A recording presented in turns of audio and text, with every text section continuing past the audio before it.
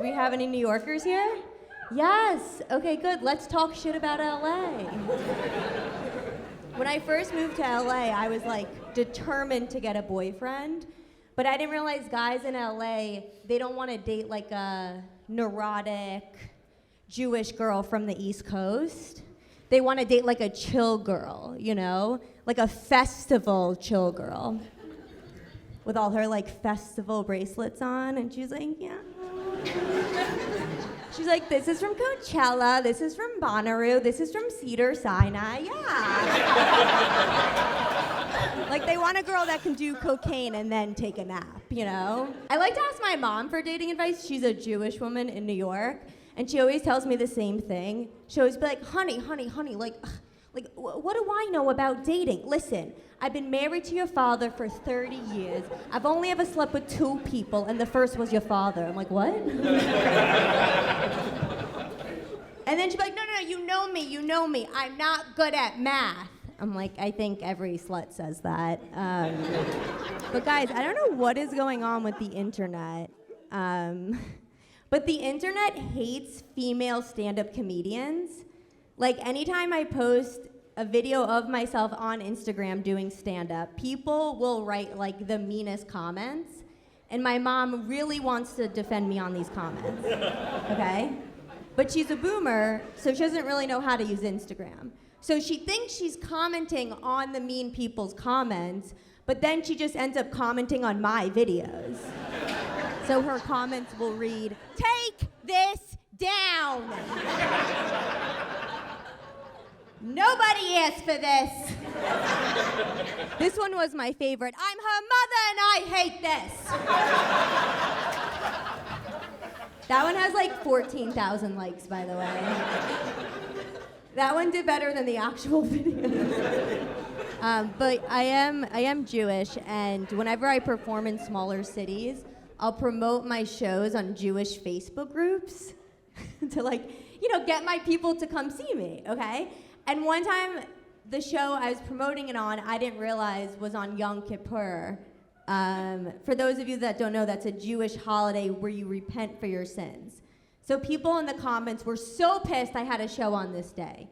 They were like, how dare you perform on the high holiest of high holidays? And my favorite, most Jewish comment of all said, well, the discount code doesn't work. It's a very anti-Semitic joke you're all laughing at. It really is. But I was recently back in New York, and I was with my mom. And my mom is this like very Manhattan Jewish woman, and we had walked by a pro-Palestine protest going on, okay? And everyone's wearing the keffiyeh scarves. Do you guys know them, like the black and white checker ones? And my mom sees it. She doesn't know what the fuck's going on, okay? She just looks in and she goes, what is that? What are they all wearing? And I like want to educate my mom, like I really do, but it would just take too much fucking work. So I just go, oh, those are the new Burberry scarves. They're very in style. And my mom goes, really? I'm like, yeah, you should get one. I'm like, you're always cold. She's like, yeah, especially at Temple. I'm like, that's exactly where you should wear one, yes. Exactly. And I do want to educate my mom, you know, and I definitely will after she pays for my wedding. But I've been wearing my Star of David necklace recently, and this older man stopped me on the street, looked at the necklace, and just went, Shabbat Shalom.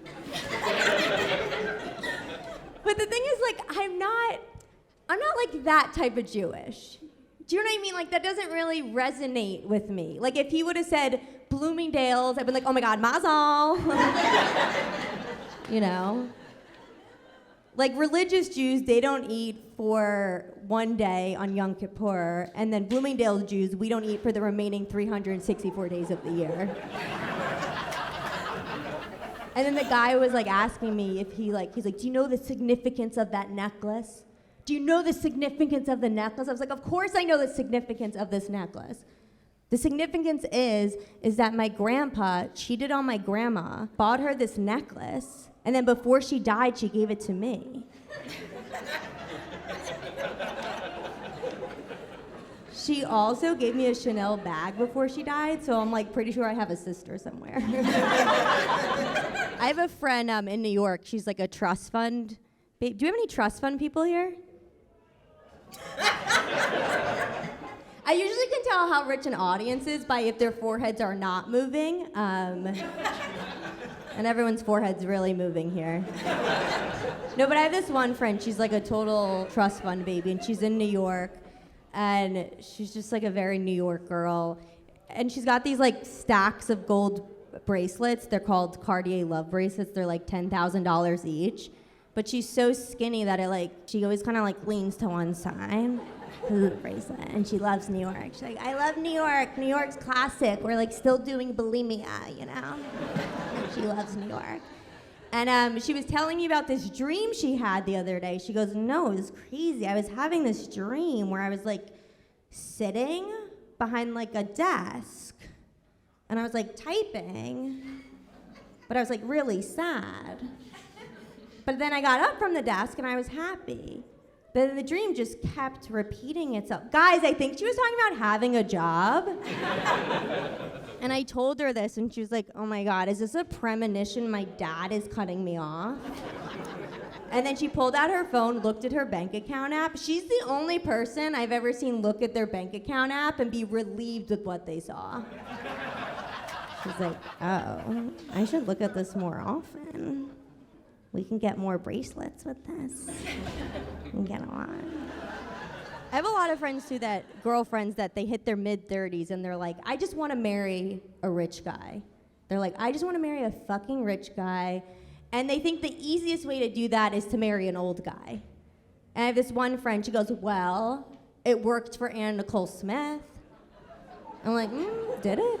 If you don't know the Nicole Smith doc, Nicole Smith is a stripper, and then she like marries this 98-year-old guy, and then she thinks she's gonna get all his money because he's a billionaire, and then he dies, and she's like, yay, and then his whole family sues her, and then all she got was just like a really bad E! True Hollywood story. Nicole Smith is like the Nordstrom rack of Marilyn Monroe, you know?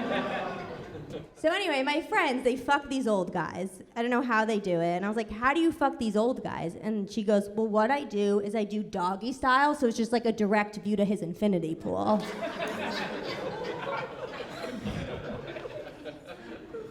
And I said this once at a show, and there was this guy in the front row, and he was with a girl who was like much younger than him, and he just pointed to her, and he goes, she's in it for the infinity pool. And she just went, I am.